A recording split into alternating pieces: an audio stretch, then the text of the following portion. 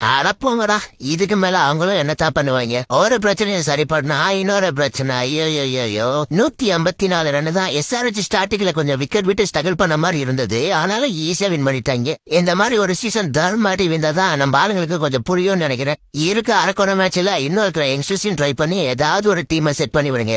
ஆயுஷ் மாத்ரி அந்த குழந்தைக்கு பயங்கர பொட்டன்ஷியல் இருக்கு. ஒருவேளை நான் சொல்ல போறது கொஞ்சம் ஓவரா கூட உங்களுக்கு தெரியலாம். எனக்கு அந்த பையனோட பேட்டிங்க பார்க்கும்போது லைட்டா சர்மாஜியோட சாயல் தெரியுது. நீங்க என்ன நினைக்கிறீங்க? த வேர்ல்டு பிரேவிஸ் யாருன்னா குத்துடாயா அப்பா, 4 6 நறுக்குன்னு குத்துறான் பாருங்க. பாக்குறதுக்கே இவ்வளவு ஆனந்தமா இருந்துச்சு தெரியுமா?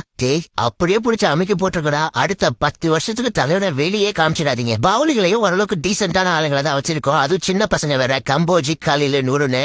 அப்கமிங் சீசன்ல நம்மளோட கை ஓங்கும்னு நினைக்கிறேன். பாப்போம். 2 தலை வந்து சிஎஸ்கேவை காப்பாற்ற முடியும்னா வேற எவனாலையும் இந்த டீமை காப்பாற்ற முடியாது. சரி, ஓகேடா அப்பா, மன வருத்தமா இது மறக்காம சப்ஸ்கிரைப் பண்ண தட்டிட்டு போயிடுங்க.